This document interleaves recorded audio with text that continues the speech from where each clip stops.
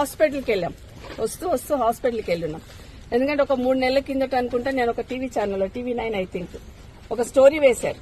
ఏమనంటే dialysis centre లో Vikarabad head quarter లో డయాలసిస్ సెంటర్ లో జనరేటర్ లేక అక్కడున్న రోగులు ఇబ్బంది పడతా ఉన్నారు.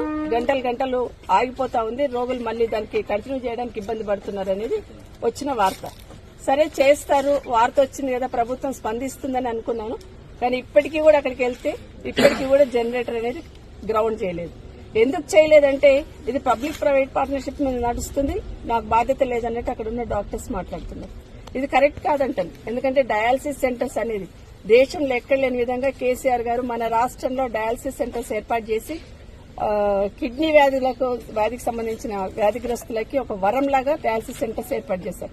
అదర్వైజ్ ఇదే వికారాబాద్ లో డయాలసిస్ సెంటర్ లేకపోతే హైదరాబాద్ పోయి చేసుకునేవాళ్ళు. అట్లా సగం మంది చేసుకుని సగం మంది చచ్చిపోయే వాళ్ళు కూడా, ఎందుకంటే చేసుకునే స్తోమత లేక. అట్లనే ఫ్రీగా డయాలసిస్ సెంటర్స్ ఇక్కడ కాదు, ఏ మూల పెట్టారు రాష్ట్రంలో. కానీ దానికి సంబంధించిన కనీసం జనరేటర్ ను కూడా అప్పుడే ఆనంద్ గారు ఉన్నప్పుడే జనరేటర్ కూడా శాంక్షన్ ఉంది. దాన్ని గ్రౌండ్ చేయడానికి 2 సంవత్సరాలు పట్టింది. 2 సంవత్సరాల నుండి కూడా వాళ్ళ గ్రౌండ్ చేయడానికి తీయలేదు.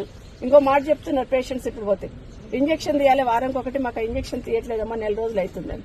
ఇది ప్రభుత్వ చిత్తశుద్ది, ప్రజల పట్ల ప్రభుత్వానికి ఉన్న చిత్తశుద్ది. ఇప్పటికైనా హాస్పిటల్లో డయాలసిస్ సెంటర్లో ఇమీడియట్ గా జనరేటర్ ఏర్పాటు చేయాలి. వాళ్ళు ఇంజక్షన్స్ కూడా ఇవ్వట్లేదు, వారానికి ఒకటి ఇచ్చేవాళ్ళు మాకు అంటున్నారు. అది కూడా ఇమీడియట్ గా ఇచ్చేటట్టు ప్రభుత్వం పైన అధికారులు జిల్లా కలెక్టర్ గారు కూడా స్పెషల్ కేర్ తీసుకొని చేయాల్సిన అవసరం ఉంది.